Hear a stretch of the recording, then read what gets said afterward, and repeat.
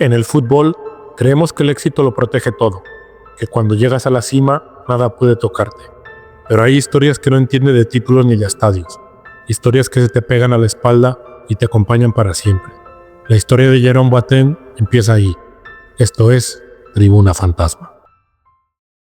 Antes de continuar con el video, suscríbete al canal de Tribuna Fantasma, porque una vez que conoces el lado oscuro del fútbol, ya no ves los partidos igual.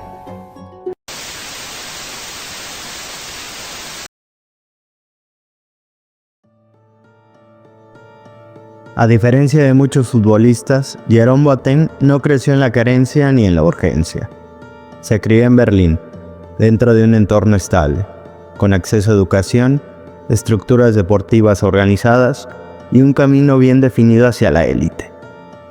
Desde muy joven fue identificado como un talento especial, no solo por su físico, sino por su capacidad para entender el juego y tomar decisiones con calma.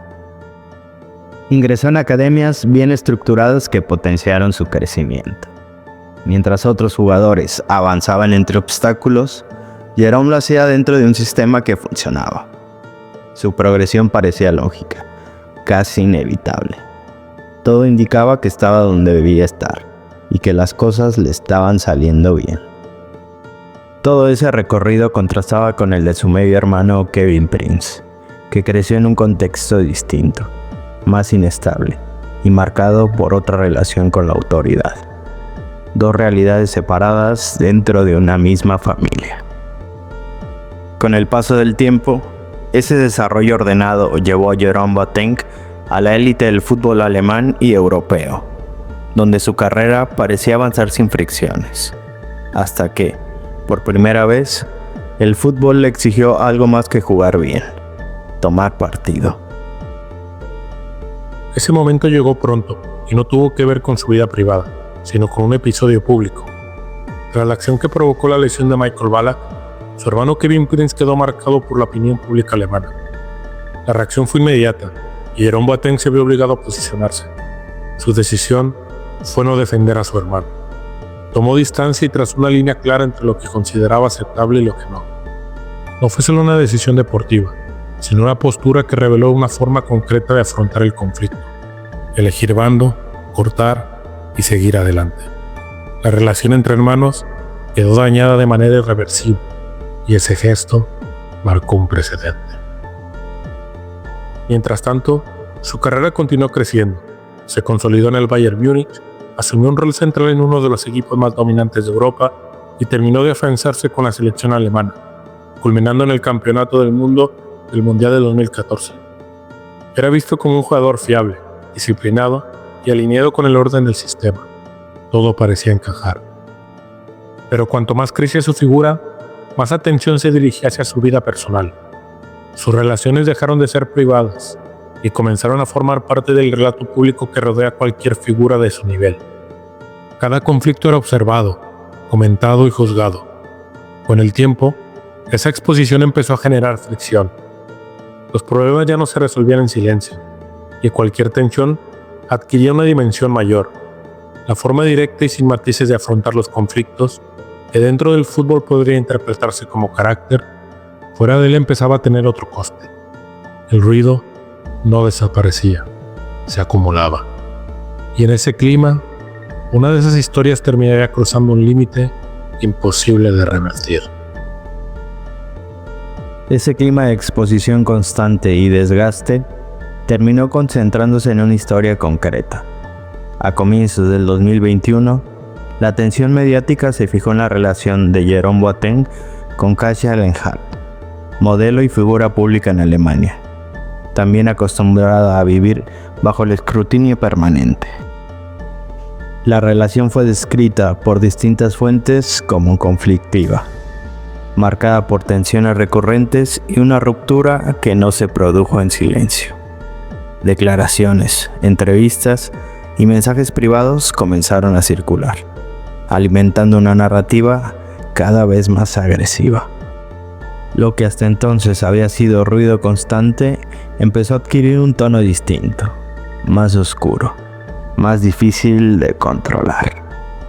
Durante horas no hubo explicaciones claras, Solo titulares, silencio y una sensación de irrealidad.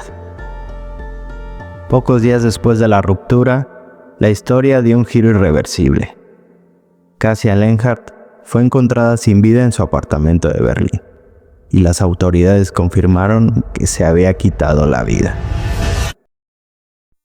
La noticia sacudió a Alemania y transformó un conflicto seguido con morbo en una tragedia nacional. El foco se desplazó de inmediato hacia Jerome Boateng. En ese momento, él no se encontraba en Alemania. Estaba en Doha, concentrado con el Bayern Múnich para disputar el Mundial de Clubes. Mientras el equipo se preparaba para una final internacional, el fútbol dejó de importar. Boateng abandonó la concentración y regresó de urgencia a su país, no para disputar un título, sino para declarar. El contraste era absoluto. De un escenario preparado para celebrar, a otro dominado por el silencio, las preguntas y una historia imposible de asimilar en tiempo real. Desde ese instante, la atención dejó de centrarse solo en la tragedia y pasó a examinar la vida de Jerome Boateng en su conjunto, con consecuencias que pronto alcanzarían tanto su imagen como su carrera futbolística. Tras la tragedia, los medios comenzaron a revisar su pasado. Salieron a la luz mensajes privados, audios y documentos que añadieron nuevas capas al relato.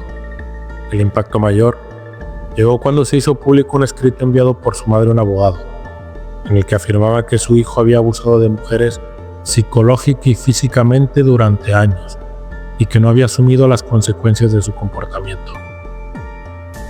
También se supo que la abogada de Kasia Lenhardt estaba valorando presentar una demanda por agresión antes de su muerte. A esto se sumaron mensajes de otras exparejas que describían situaciones similares. La historia dejó de percibirse como un hecho aislado y comenzó a entenderse como un patrón. Incluso Kevin Prince Boateng declaró públicamente que no mantenía relación con su hermano y que no podía probar su comportamiento, reforzando una ruptura que ya no era solo mediática, sino familiar. En paralelo, la carrera deportiva de Jerome Boateng empezó a deteriorarse. Su salida del Bayern Múnich no fue el cierre natural de una etapa, sino una despedida marcada por el desgaste. Llegaron clubes de menor nivel, contratos breves y periodos sin equipo. El futbolista que había sido referencia pasó a convertirse en una figura incómoda. La caída no fue inmediata, pero sí constante. Su presencia en la élite se fue diluyendo y su nombre dejó de asociarse únicamente a títulos y liderazgo. En el fútbol solemos buscar explicaciones externas para la caída de un jugador. Una lesión, la edad o una mala decisión deportiva. Pero a veces el descenso empieza mucho antes, en la forma en la que se aprende a vivir el éxito y a manejar la sensación de poder. No hace falta recurrir a lo paranormal para entenderlo. Basta con observar cómo sentirse intocable puede nublar el juicio y empujar a decisiones sin retorno. La historia de Jerome Boateng no es solo la de una carrera que se apaga, sino la de cómo una vida pública sin límites claros puede acabar devorándolo todo. Cuando se apagan los focos y el estadio queda vacío, los títulos dejan de importar. Lo que permanece son los fantasmas de la fama, esos que no se ven, pero que pueden arrastrar incluso a quienes parecían destinados a no caer nunca. ¿Crees que la presión mediática puede ser más peligrosa que cualquier maldición? ¿Hasta qué punto la fama convierte los errores privados en tragedia pública? Déjanos tus comentarios, síguenos en todas nuestras redes sociales y recuerda, las tribunas alientan, pero también aterran.